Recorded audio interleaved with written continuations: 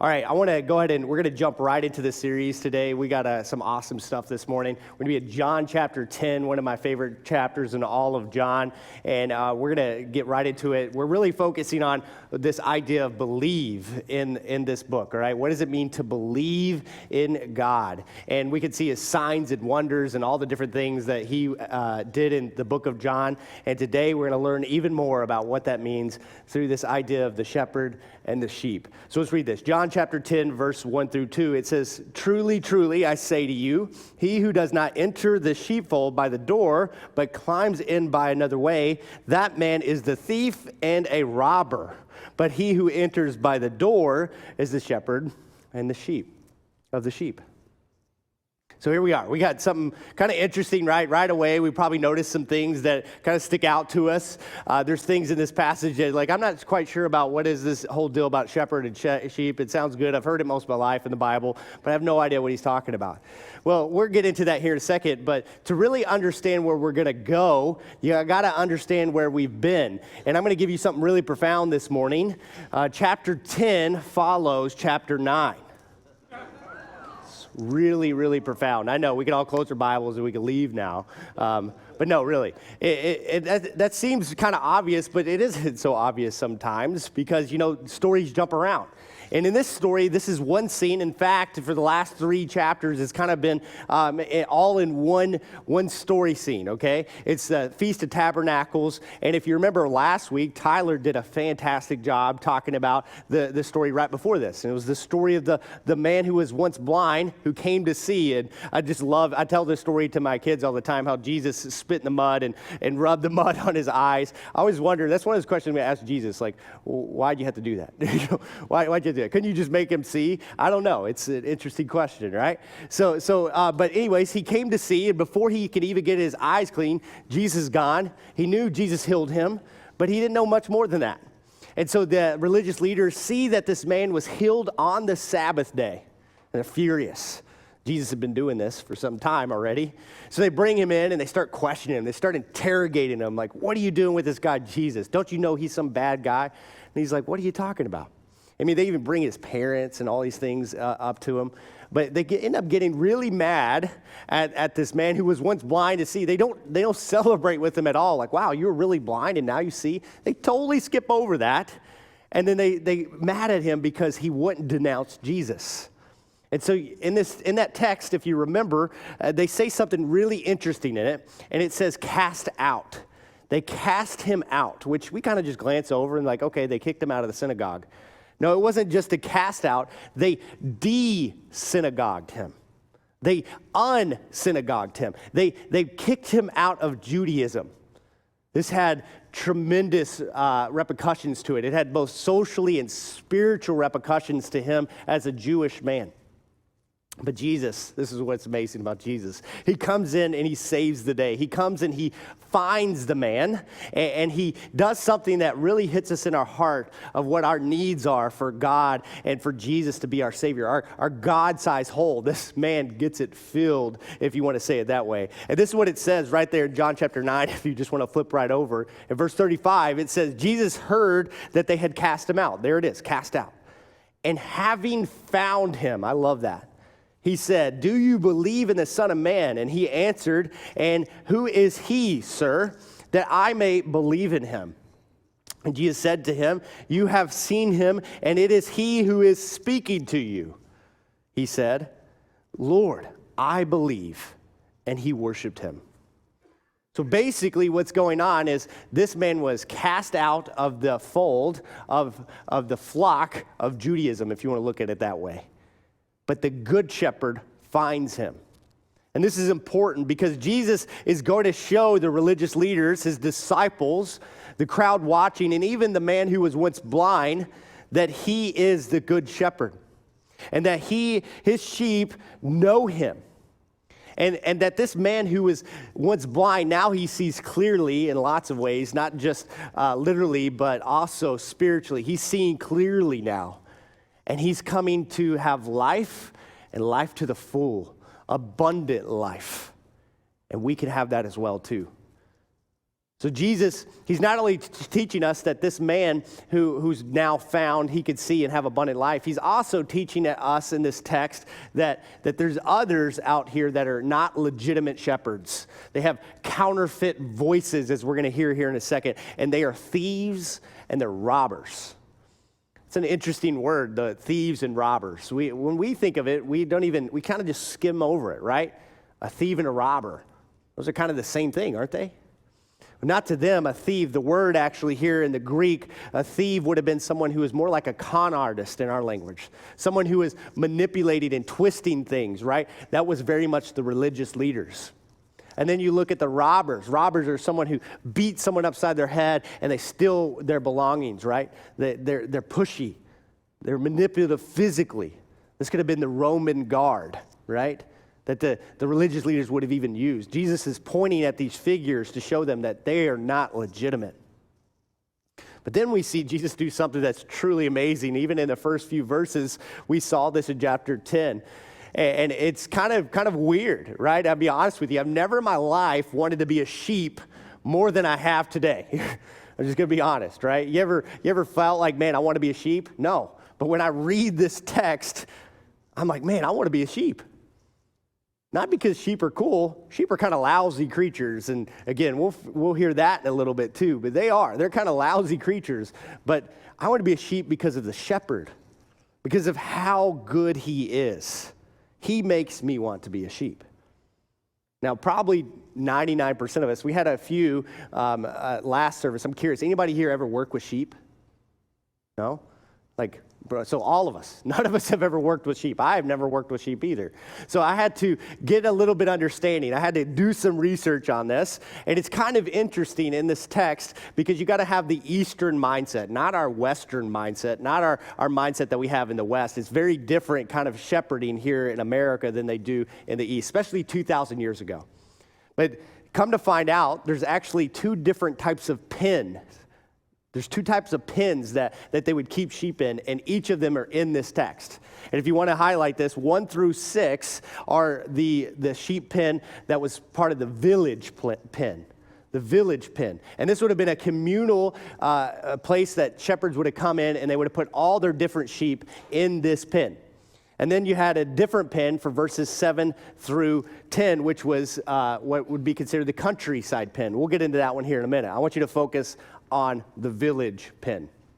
If you can imagine, the village pen was kind of like, it is a high rock walls on each side of it, and there would be sheep in the middle of it. You know, so you imagine really tall rock walls and sheep. Kind of, if you can imagine with me, kind of like the Grand Canyon, right? Grand Canyon. You got rocks on both sides and sheep in the middle. Does that help you get the illustration in? Yeah. So it was really hard to get that in this text. I'm just going to tell you. I thought about it. I was like, you know what? It started with me. It needs to end with me. So we'll carry on. We'll carry on. But really, though, the village pen is a cool pen. It's a cool understanding. There is an important part to understanding why this is important. Because imagine, if you would, you bring your sheep, and there's other sheep in this pen. When you come to get your sheep, how do you know who's sheep? This got me thinking, you know, take our kids all the time to the YMCA. They have this thing called the Y Watch, right? It's a great thing. It's a blessing to parents, right? So you drop your kids off there. Kat, my wife, she will drop the kids off sometimes, and I'll come and pick them up. And I never have that little barcode. And so I walk in, and I always do this, trying to get away with it. And I'll be like, Corbin, Kate, it's Chloe. And they're not even looking. They're not even looking. Their heads pop up, Daddy, Daddy, Daddy, and they come running at you and stuff, and I'm opening the door, and they're like, Sir, do you have your barcode? No. But I thought it'd be funny to be like, I'm an idiot. These aren't my kids. See you later. Of course these are my kids, right? You know, they know me by my voice.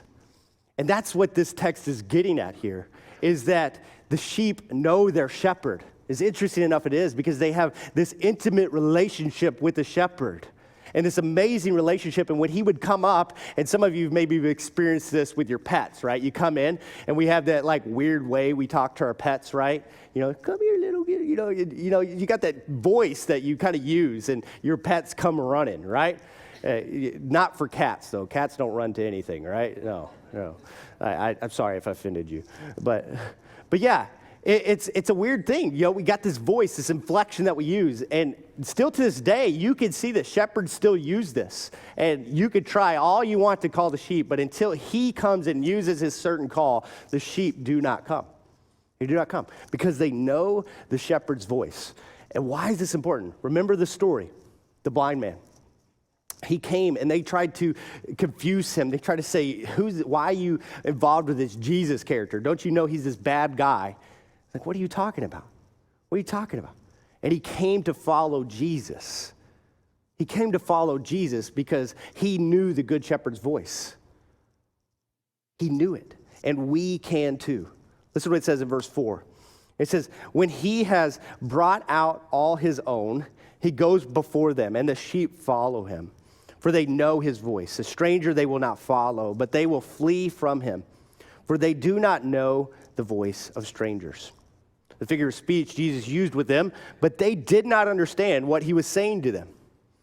So you look at this one, the voice, the figure of speech, all these different things. Here's the important question you need to ask yourself. Do you know the shepherd's voice? Do you know the shepherd's voice? If you think in your life, do you know shepherd's voice? And what is the figure of speech here? He's really saying, do you know God's voice? Do you know Christ's voice?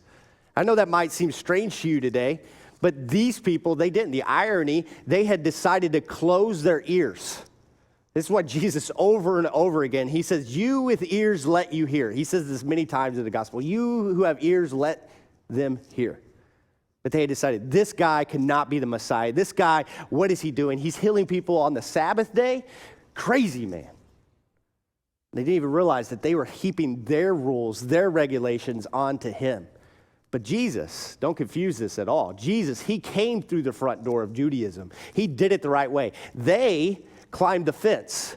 They were trying to do it other ways. They were trying to get into God's kingdom other ways. So they were snatching. Imagine you got a picture of someone reaching over a fence and grabbing the sheep. That was the depiction that he was giving to them. But they, ironically enough, they associated Jesus. They thought he was a bad guy. How could they get this wrong? Well, one of the great things that we have is we have the Bible that we get to look over. And over the span of the Old Testament, which they had at that time, they didn't get to see all this because Jesus was fulfilling them one after another. But he fulfilled 330 prophecies. 330 prophecies. And yet they're saying, oh, this guy, he broke the law. Not at all. In fact, Paul reminds us of this, a guy who was a steward of the law, a guy who was a Pharisee, right? He was a religious guy of piety. And this is what he said about Jesus in Galatians 4:4-5. He says, but when the fullness of time had come, God sent forth his son, born of a woman, born under the law, to redeem those who were under the law, so that we might receive adoptions as sons. Look what it says there. It says, born under the law. Jesus said this. He said he did not come to abolish the law, but to fulfill the law. To fulfill the law. But these people missed that. Even though they would consider themselves stewards of the word. They consider themselves religious people who went above and beyond to make these extra rules for the law. They missed it. Why is that? Have you ever wondered this before? Or had someone ask you this before? It's not about who you know. How's it end? But it's how you know them. It's about how you know them, right? And that's what I feel is true with Christianity. That's what's true with Christ. Because a lot of people, yeah, I know about Jesus. They can give you all the Sunday school answers. They can tell you everything about Jesus, but when you look at their life, does it reflect someone who's following Jesus? Does it look like someone who knows the voice of the shepherd? Are they following counterfeit voices? Are they following voices that are not of God? Right? And I'm not trying to be a judge, right? Because that's not my job. But he did say this. He says, you will know them by their fruits. You'll know them by their fruits. And so, again, am I suggesting here today that we can hear God's voice audibly? It's a good question. And if you know me, you know how much I love to open cans of worms, right? But I can't do that today, sadly. So I'm going to give a soft plug real quick. We talked about this. Me, Tammy, and David, we had so much fun. We went over time talking about this in our after sermon podcast. So go find that. Listen to it because we talk about it more in depth. But I'll give you this little bit. Do I believe someone can hear the voice of God audibly? Yeah, I do think that's possible. I wouldn't put that past God. He's God, right? I would put that past him. But I wouldn't say that is the most common way he does that. In fact, it says that the Spirit will illuminate his words. Illuminate his words as we study it. And it says that all Scripture is God-breathed, used for rebuking, correction, and teaching. We can trust in this. And if there's things that maybe you're hearing or someone else says they're hearing about God, first and foremost, does it align with his word? Does it align with his word? Pray about it. Meditate on it. Feed on it. That's what's important, right? That we live off of this. And you know what? You'll come to find and you'll come to see and you'll come to trust that God is good. That he is good. And that you'll more and more, and he'll speak to you in ways that you could have never imagined. In ways that he'll lead you in ways that you could have never imagined. That's the difference here. And what Jesus is getting at here, he's saying that you know them because they know my voice. You can see which sheep are his because they follow his voice. They follow his words.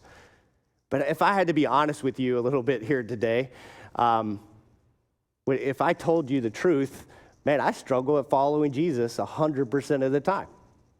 But maybe that's just me. Maybe it's just me, right? No, we all do, don't we? We all do. There's so many times I'm like getting his word. I feel like, man, I could read his word every day. I could meditate on it. I could pray. I could get into worship. And yet still, sometimes I have a hard time hearing his voice. Amen? You ever been there? I've been there, right? And I want to tell you, right, that here's the thing, though. I've learned to realize that I'm doing this on my own strength a lot of times. I'm doing it on my own sheepness, if you want to say it that way. I've come to realize that sometimes I need to realize that I'm a sheep.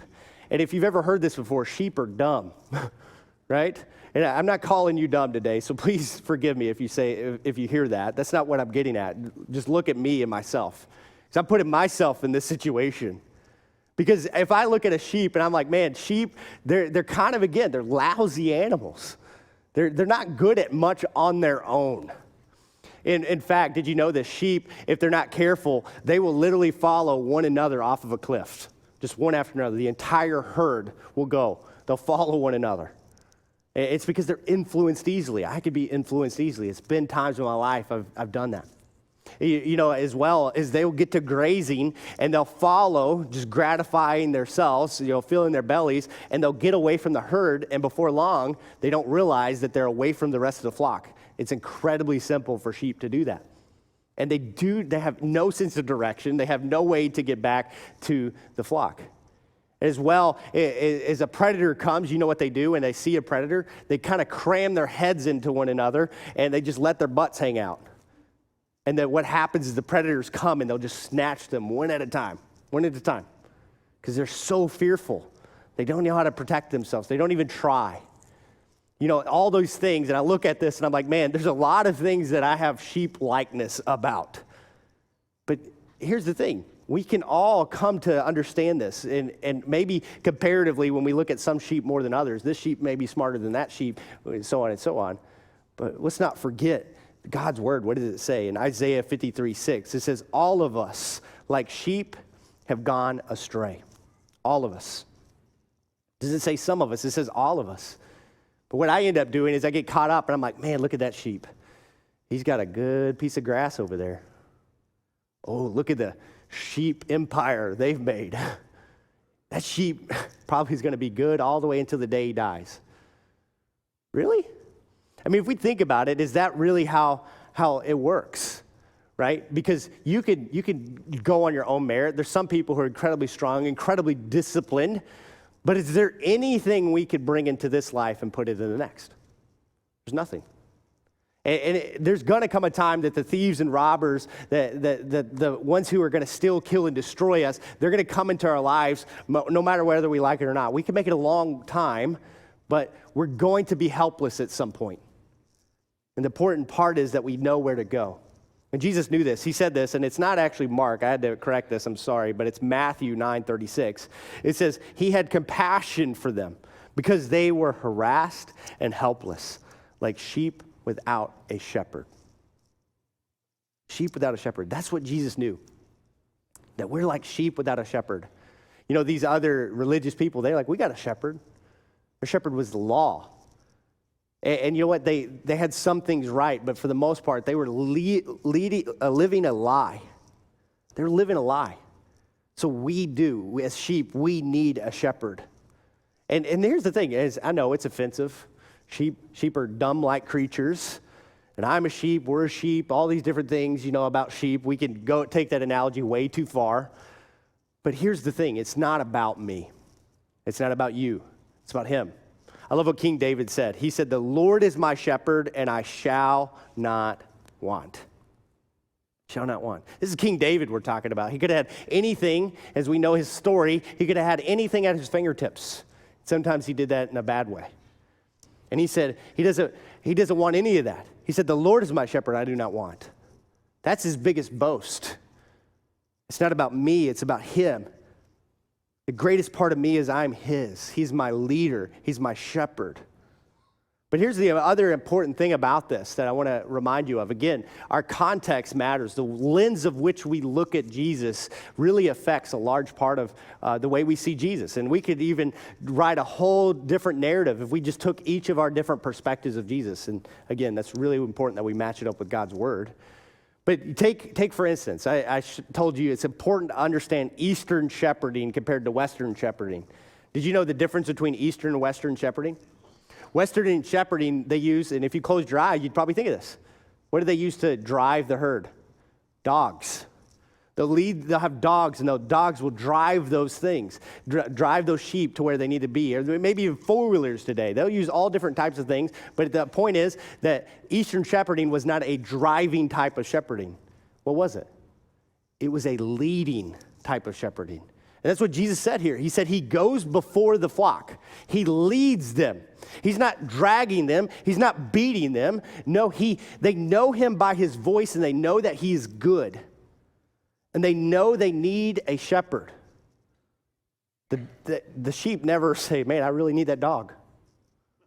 I never need that dog. No, but they know they need a shepherd. They need someone to lead them, and they're willing to follow someone if someone would just take the time to be good to them. Thank God we have a good shepherd. You know, the thing is, because sheep without a shepherd, what would I call sheep without a shepherd? They're lost. And eventually, a lost sheep is what? A dead sheep. And there's many people I would put in that classification that they were wandered, they've gone astray, they're caught in sin and trespasses. But I love it that we serve what? A compassionate. Jesus showed compassion on them because they had no shepherd. That's the God we serve. That we can know his leading, that we can see his word that he's given us. And a great way to do that is to know what is not his voice. Did you know that? Sometimes it's important for us to realize what's not his voice. Listen to verse 5. It says, a stranger they will not follow, but they will flee from him, for they do not know the voice of a stranger. You ever know how people spot counterfeits? Did you know this? When people study counterfeits and they look at bills, whether it be $100 bills, $1 bills, $20 bills, whatever it is, they don't study the counterfeits. Did you know that? Because there's thousands of different counterfeits out there, but there's only one real deal. So what they do is they study the real deal, the real 100, not the real 20, whatever it is. And just like in this picture for y'all today, can you spot it? Me neither, because I don't know which one's real or fake, so sorry about that. But it is. One of these is fake. And the question is, how do you know which one is fake? How do you know which voice is fake? Which voice, which shepherds in your life are calling you to go the wrong way? My encouragement, again, is to do what? To get into his word, to pray and meditate on his word, and to know and listen only to God's voice, and go when God tells you to do things. That way, you'll be able to spot the counterfeit verse or counterfeit voice. In verse 7, it says this. It says, Jesus again said to them, truly, truly, I say to you, I am the door of the sheep. All who come before me are thieves and robbers, but the sheep did not listen to them. I am the door. If anyone enters by me, he will be saved and will go in and out and find pasture. So remember, we talked about the first pen. The first pen was the village pen, and now we have what's called the countryside pen. That's what this passage is about here. And it goes from the shepherd's voice, right, where you come up to the pen and he calls them out. And now he's given us a different illustration here, and it's just as powerful. And it's the idea that he is the door, that he's the door. And basically what he's saying here, he's saying that if anything's going to get in, it comes over his body. And if anything goes out, it goes over his body. So he's saying, you know what? You want my sheep? Over my dead body. Over my dead body. And that's what Jesus says, even in this text. He says that he will lay his life down for the sheep. The hired hand, the porter, the other guy who's at the village pen, that guy's going to run and flee. Not him. He's the door. Let me ask you this question, friends. I've been here. Do you struggle with fear? Do you struggle with anxiety? Man, there's so many times at night, like I'll just wake up and think about all the evils in this world. And God, why are these things going on? But you know what? We can take heart by drawing close and near to the shepherd. That's the answer here. Verse 9, what did it say? He says, I am the door. If anyone enters by me, he will be saved and will go in and find pasture. Focus on that. This gate, this idea, this enclosure here. Did he say that, you know what, if you want security, if you want to get over your anxiety, all you need to do is you need to hear some encouraging speeches? You know what you could do? You could go find this other religion. It's way more encouraging, right? And you know, it's going to make you feel good, and that will give you the security you need to get in. You can go through that door as well. Maybe false religion. No. I know it might be a little bit brash, but I have to be honest with you. This is what it says. There's only one way. In fact, later on in John 14, he says that he's the way, the truth, and the life. No one comes to the Father but by him. There's only one way. And here's what's amazing. This is what I love, right? We may look at that and like, man, that's narrow-minded. That's kind of brash. But here's the thing. What does that really teach us? It teaches us this I am statement. It teaches us that he is the way to eternal life, but it also speaks of the security that we can have in him. It speaks of the safety, and all, again, due to what? Proximity to the shepherd. Proximity to the shepherd. So what is the key to being a happy sheep? Drawing near to the shepherd. That we draw nearer and nearer to him. In fact, I love it what Jesus said himself. He said, abide in him. You know that? He said this, abide in him. You know what that means? That means which means constant, close, intimate living communion with him. The closer you are to the shepherd, your security goes way up, way up. Your safety goes way up. So draw near to him.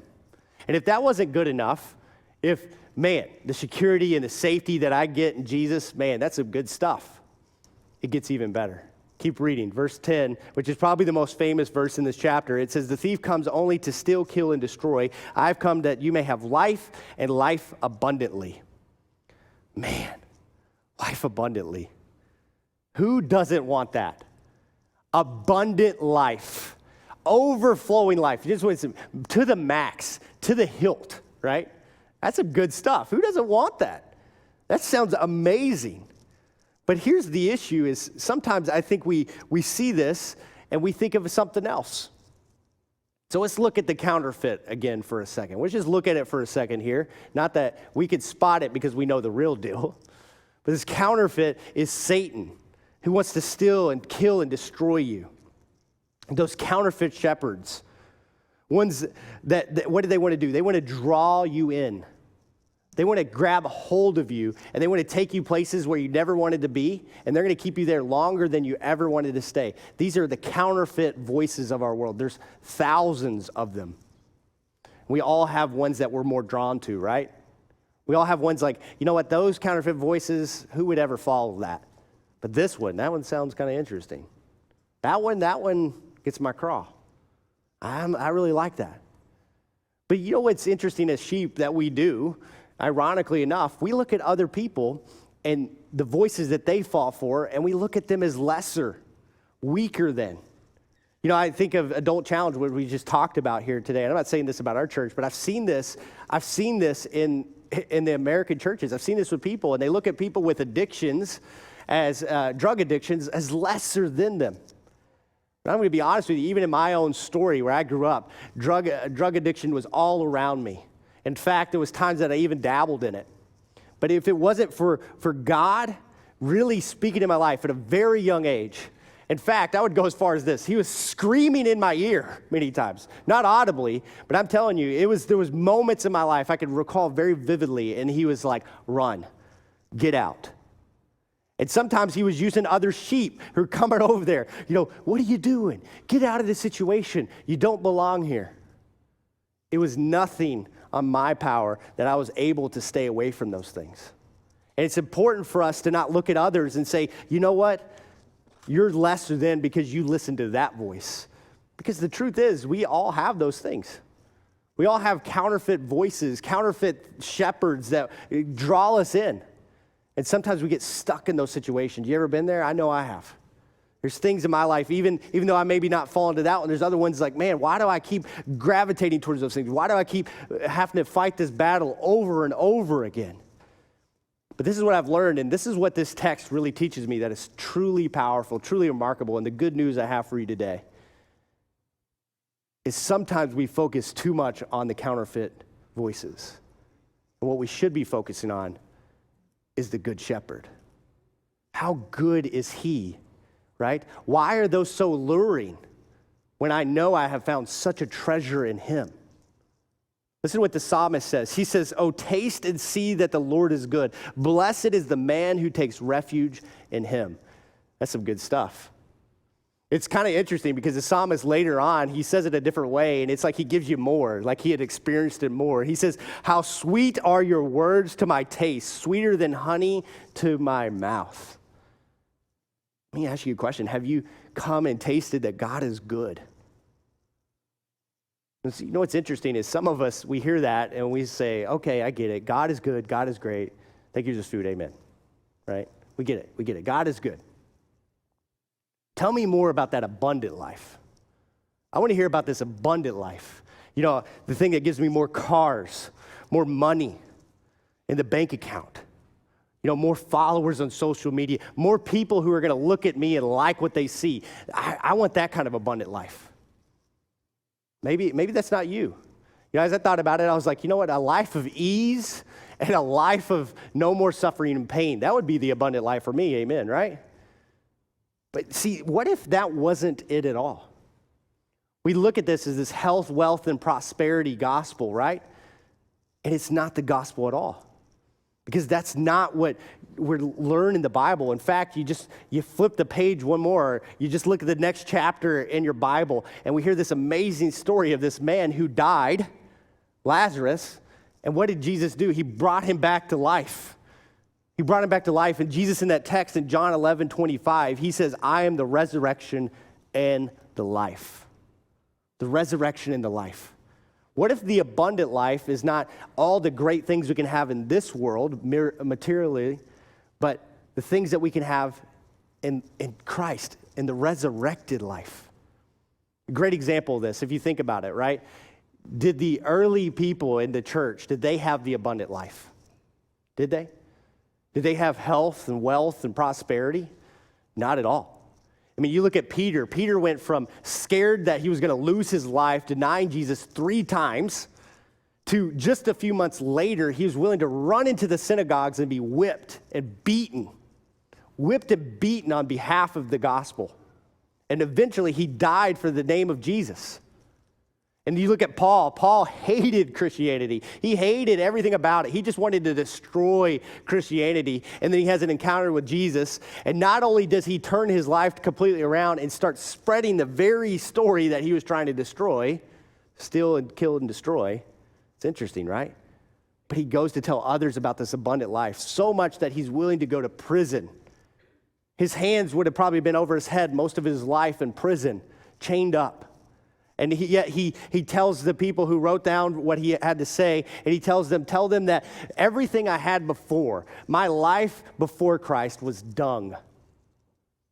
Did that man have abundant life? Absolutely. He had the abundant life because he knew what it was all about. And this is the point. The abundant life is the resurrected life. It's the life that has the superior position over the enemy. I love that. Because you know what you're telling your enemy when you have the life of Christ is you're telling him, like, look, you can still kill and destroy me. You could destroy this body. You could destroy everything I own. But at the end of the day, you can never take this life I have in Christ away. You never could take it. It's not yours. So this life, not the health, wealth, and the American dream, it's a life of superior position over the devil, over his influences, over his guilt, over his shame, over his sin. But Jesus came that we may have life and life to the full. He said, you could be made new. You could be made right, not haunted by the past. Isn't that interesting? We're not haunted by the past because he makes the past like it never happened, from east is to the west. That's something only God can do. So let me tell you, the devil, Satan, he absolutely does not want you to know this. He's scared stiff of anyone having this kind of life. So the voices, you know what, they might get louder in your life when you start running to Jesus. And you got to get better at picking the counterfeit ones. But how do you do that? Again, it's not complicated, but it's extremely hard to do. It's to keep your eyes fixed on him, the good shepherd. Verse 11, it says, I am the good shepherd. The good shepherd lays down his life for the sheep.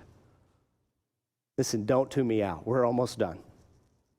Maybe you're sitting here today and you're thinking that you've never experienced this kind of abundant life. You've never come to experience life like what you're talking about. You know, I'm still trapped in fear. I still feel like the enemy has me ensnared. The robbers, the thieves. Why do I feel like they have me? Where's this abundant life at? Maybe you feel strongly that you're even a sheep. I can't answer that question for you. I'm not saying that you're not a sheep if you feel like the enemy has a foothold of you right now. But the question is, do you still hear the shepherd's voice? Do you still know that he's good? Because here's the promise, is that he is good. And he has not given up on you. You might feel like you're overwhelmed with all the things of life bearing down on you. But do you know that he's good? That none of that takes that away? That you can come and experience him like maybe you never have before.